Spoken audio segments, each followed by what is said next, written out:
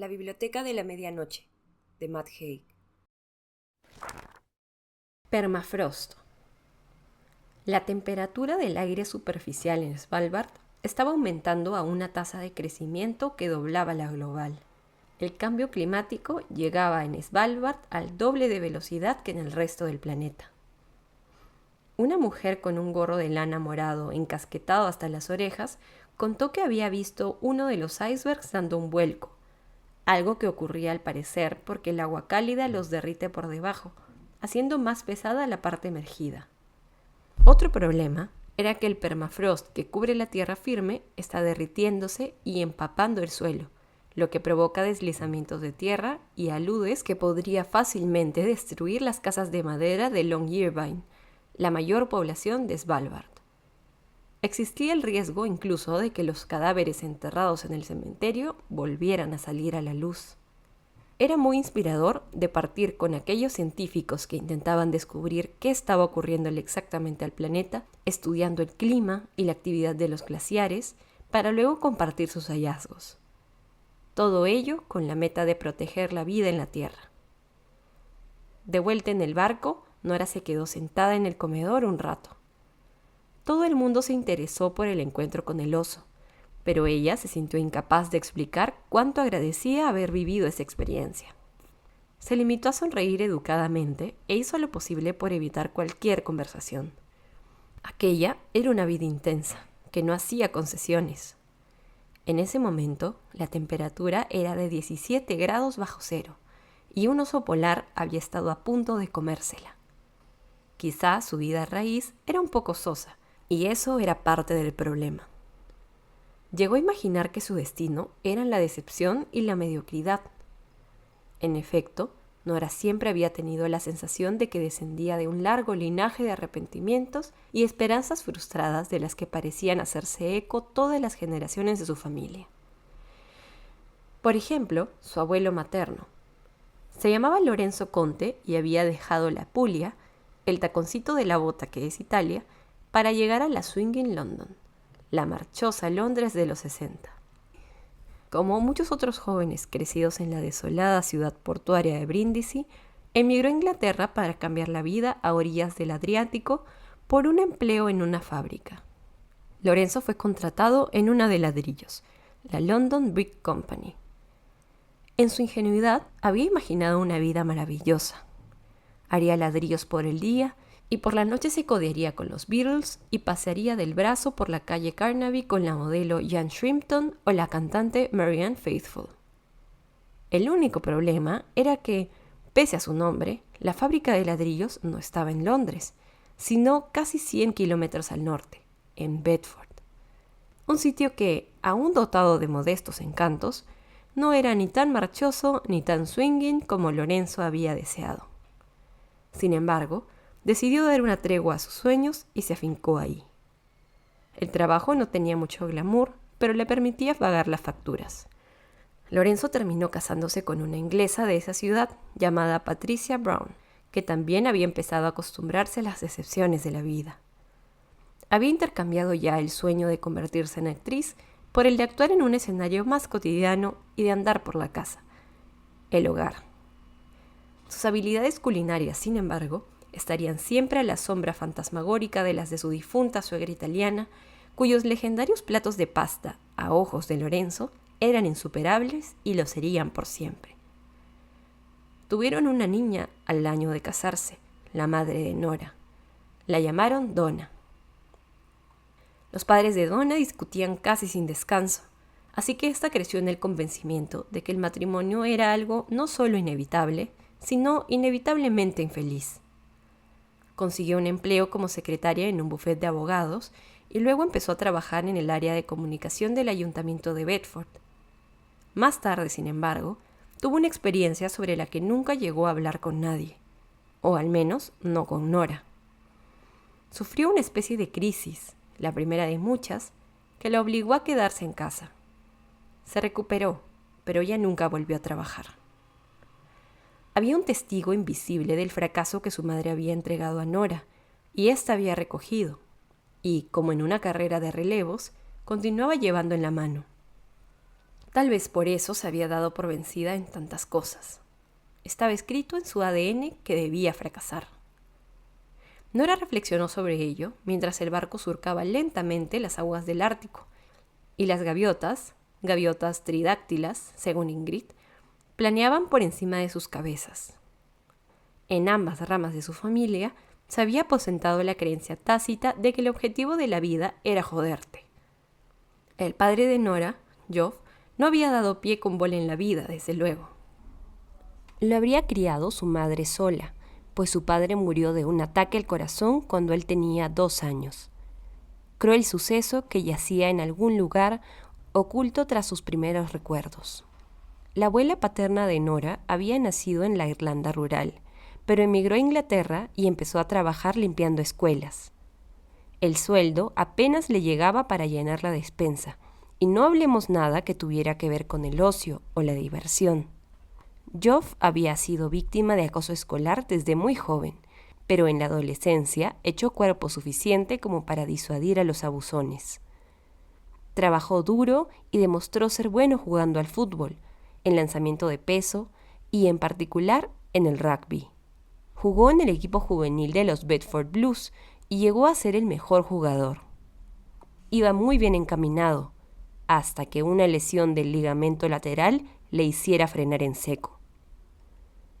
Más tarde se hizo profesor de educación física y fue gestándose en él un silencioso resentimiento contra el universo. Siempre había soñado con viajar, pero nunca pasó de suscribirse a National Geographic y tomar ocasionalmente vacaciones en alguna de las islas Cícladas. Nora lo recordaba en Naxos, tomando una foto del templo de Apolo al atardecer. Tal vez así eran todas las vidas en cualquier caso. Tal vez se sintieran también así, en última instancia, los protagonistas de las vidas aparentemente más intensas o que más valen la pena.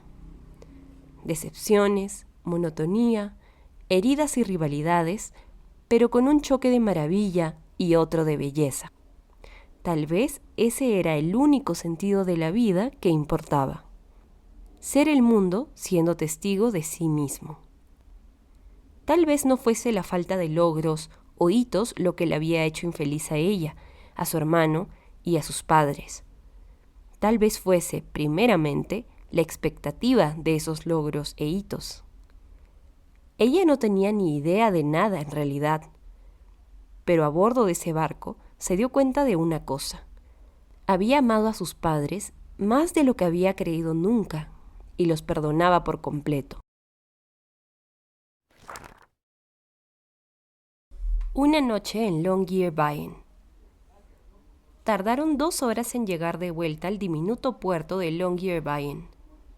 Aquella era la población estable más septentrional de Noruega y del mundo, con unos 2.000 habitantes. Nora conocía estos datos básicos por su vida raíz. A fin de cuentas, aquella parte del mundo la había fascinado desde que tenía 11 años.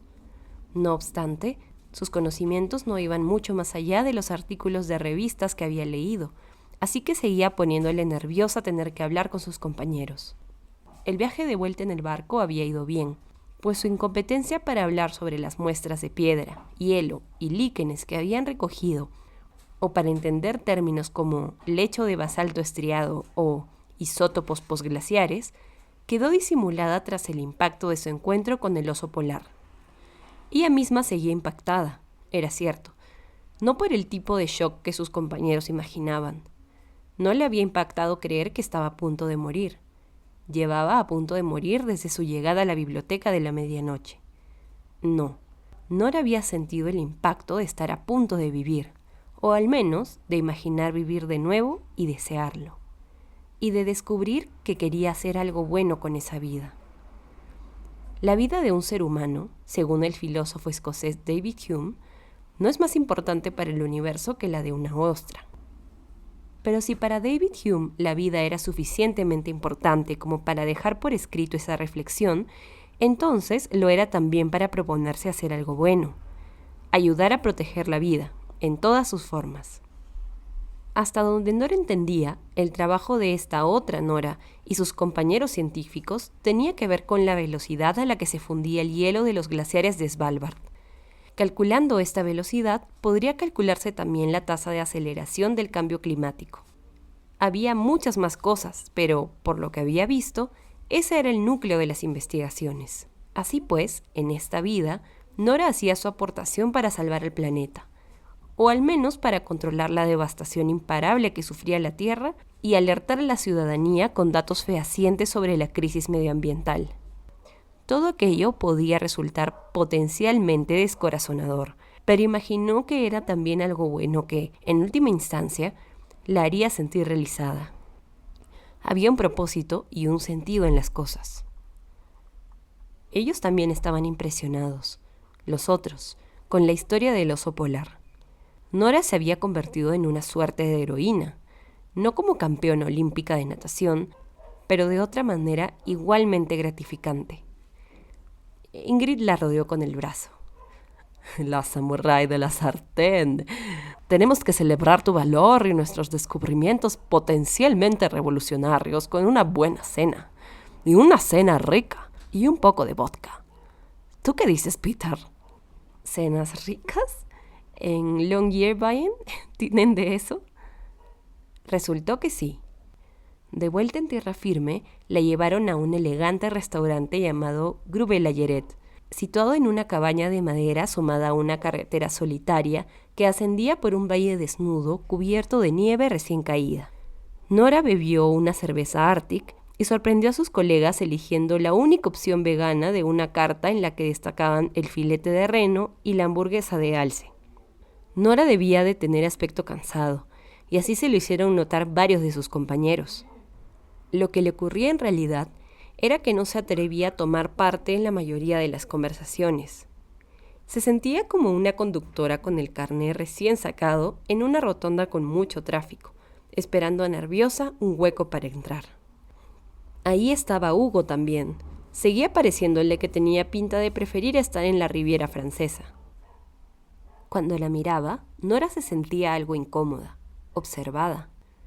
Durante la apresurada caminata de vuelta al centro de investigación, donde se alojaban en tierra firme, a Nora le recordaba a una residencia universitaria, pero más pequeña, más escandinava y minimalista, todo decorado con maderas. Hugo la alcanzó al trote. ¡Qué raro!, exclamó. ¿Qué cosa? Que en el desayuno esta mañana no supieras quién era. ¿Por qué? ¿Tú tampoco sabías quién era yo? Pues claro que lo sabía.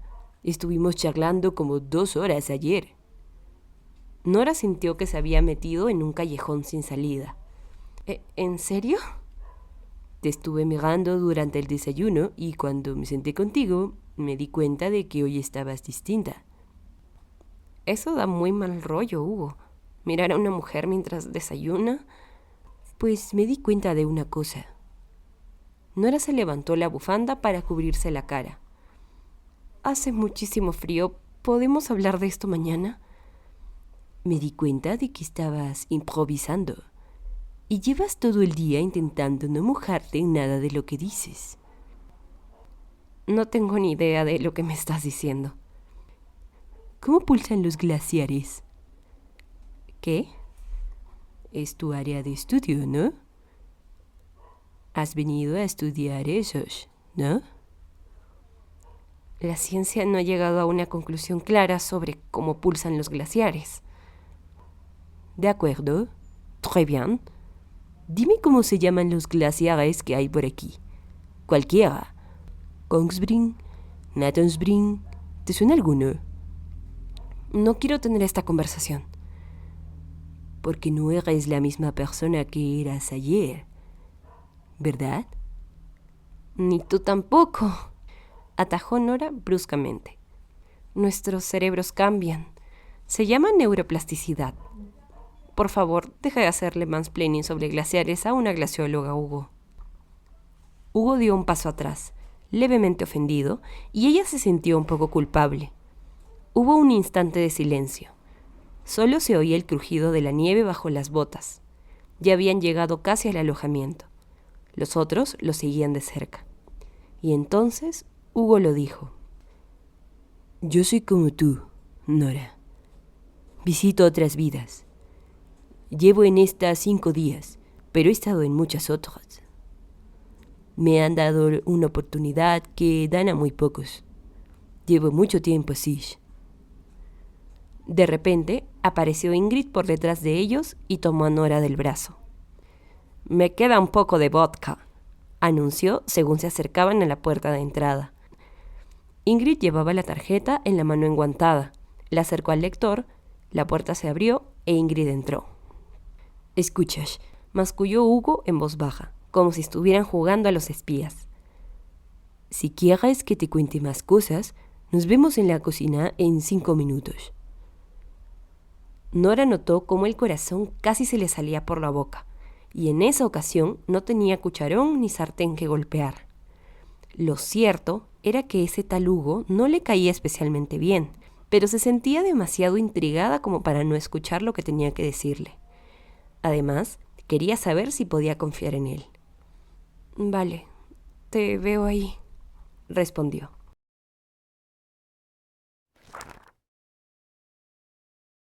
Expectación. Nora siempre había tenido problemas para aceptarse a sí misma. Desde que tenía memoria, creyó que ella no era suficiente que aportar. Sus padres, ambos aquejados de inseguridades propias, habían alentado esa visión de sí misma. Trató de imaginarse cómo habría sido aceptarse a sí misma completamente.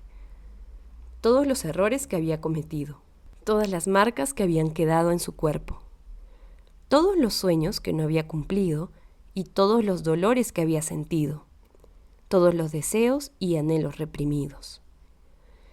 Se imaginó aceptando todo aquello de la misma manera que aceptaba la naturaleza que la rodeaba, de la misma manera que aceptaba el glaciar, el frailecillo o el salto de una ballena. Se imaginó a sí misma como otro maravilloso fenómeno natural, otro animal sintiente haciéndolo lo mejor que podía. Así fue capaz de imaginar lo que significaba ser libre. La vida, la muerte y la función de onda cuántica. Hugo no visitaba una biblioteca. «Es un videoclub», explicó, apoyándose sobre el armario de aspecto barato en el que guardaba el café. «Idéntico al videoclub del que solía sacar películas en las afueras de Lyon, la ciudad en la que nací. Se llamaba Video Lumière. Los hermanos Lumière son unos héroes en Lyon, y hay un montón de cosas que llevan su nombre. En mi ciudad fue donde inventaron el cine. En fin, me voy por las ramas. El caso es que las vidas son viejas cintas de VHS que se reproducen en el mismo videoclub. En el momento en que empieza la película es cuando yo entro en la vida». Nora trató de reprimir una risita. «¿Qué te hace gracia?», se preguntó Hugo, levemente avergonzado. Nada en absoluto. Me ha parecido divertido. Un videoclub. ¿Así? ¿Y lo de la biblioteca te parece muy sensato? Pues un poco, sí. Es decir, los libros se siguen leyendo. ¿Quién ve VHS hoy en día? Interesante. No tenía ni idea de que había tanto esnobismo entre unas vidas y otras. Lo que se aprende contigo. Lo siento, Hugo. De acuerdo, haré una pregunta sensata. ¿Te acompaña alguien? ¿Hay alguien que te ayude a elegir vida? Él asintió con la cabeza. Sí, mi tío Philippe. Murió hace 2 años. Nunca trabajó en un videoclub, así que no tiene mucho sentido. Nora le habló de la señora Elm. ¿Una bibliotecaria de institutos? Se burló Hugo. Eso es bastante gracioso también. Nora hizo caso omiso. ¿Tú crees que son fantasmas? ¿Espíritus que nos guían? ¿Ángeles de la guarda? ¿Qué son? A Nora se le hacía ridículo estar hablando en el corazón de un centro de investigación científica de un tema como ese. Son empezó a decir Hugo, mirando alrededor como si el término justo estuviera flotando en el aire, junto a su cabeza. Una interpretación. ¿Una interpretación? He conocido a otras personas como nosotros, continuó Hugo. ¿Sabes? Llevo aquí metido entre vidas un montón de tiempos. Me he encontrado con otras personas que viven encerradas, saltando de vida a vida. De hecho, nos llamamos unos a otros saltadores. Todos tenemos una vida a raíz en la que nos encontramos tirados en algún sitio, inconscientes, suspendidos entre la vida y la muerte. Y entonces llegamos a un lugar. Ese lugar es siempre distinto. Una biblioteca, un videoclub, una galería de arte, un casino, un restaurante. ¿Te dice algo todo esto? Nora se encogió de hombros y pensó. Trató de prestar atención al rumor de la calefacción central. Pues no lo sé. ¿Que todo es mentira? ¿Que nada de esto es real? No, porque algunas cosas siempre se repiten. Siempre hay alguien más, un guía. Siempre es una única persona. Alguien que ha ayudado al saltador o saltadora en algún momento importante de su vida. El entorno siempre tiene cierto significado emocional y casi siempre se habla de vidas raíz y de vidas rama. Nora recordó que la señora Elm la reconfortó a la muerte de su padre. Recordó que pasaba tiempo con ella, que le daba consuelo. Probablemente aquel fue el mayor acto de amabilidad que nadie hubiera tenido hacia ella hasta entonces. Además, siempre hay una gama infinita de opciones, continuó explicando Hugo. Un número infinito de cintas de video, de libros, de cuadros, de comidas. Yo soy científico y he vivido muchas vidas relacionadas con la ciencia. En mi vida raíz tengo un grado en biología. En otra soy químico y me dan el Nobel. En otra soy biólogo marino y trabajo en la Gran Barrera de Coral. Mi punto débil es siempre la física. Al principio no tenía ni idea de cómo averiguar qué me ocurría, hasta que en una de mis vidas conocí a una mujer que estaba pasando por lo mismo que nosotros, y que en su vida raíz había sido física cuántica, la profesora Dominique Bisset, de la Universidad Montpellier. Ella fue quien me explicó todo, la interpretación de los mundos múltiples que hace la física cuántica. Esto quiere decir que... Un científico de rasgos amables, piel rosada y barba pelirroja, cuyo nombre Nora desconocía, entró en la cocina para enjuagar una taza y lo saludó con una sonrisa. Buenas noches, dijo, con un suave acento estadounidense, o canadiense quizá, antes de desaparecer por la puerta, arrastrando los pies enfundados en zapatillas de andar por casa. Buenas noches, dijo Nora. Hasta mañana, deseó Hugo, antes de regresar con un susurro al hilo de la conversación. La función universal de onda es real, Nora. Me lo aseguró la profesora Bisset. ¿Qué? Hugo extendió un dedo hacia el cielo, un gesto levemente irritante que quería decir algo así como «espera que te lo explico». Nora tuvo que reprimir un acuciante deseo de agarrarle el dedo y retorcérselo. Erwin Schrödinger, empezó a decir Hugo. ¿El del gato? Sí, el del gato. Pues Schrödinger dijo que en física cuántica todas las alternativas posibles ocurren simultáneamente, todas a un tiempo. Superposición cuántica. El gato de la caja está a la vez vivo y muerto. Podríamos abrir la caja para ver si está vivo o muerto, desde luego, pero en cierto sentido el gato está vivo y también muerto, aún después de que abramos la caja. Todos los universos existen, superpuestos a todo lo demás, como 1.000.000 de imágenes sobre papel de calco, todas ellas con diversas variaciones en el dibujo, pero con un mismo marco. La hipótesis de los mundos múltiples de la física cuántica da a entender que existe un mundo infinito de universos que son a la vez paralelos y divergentes. A cada instante de nuestras vidas entramos en un universo nuevo, con cada decisión que tomamos. Y tradicionalmente se ha pensado que entre dichos universos hipotéticos no habría comunicación posible, aunque se den en el mismo espacio y se desplieguen literalmente a milímetros de nosotros. Pero, ¿y nosotros? Nosotros estamos pasando de uno a otro. Así es.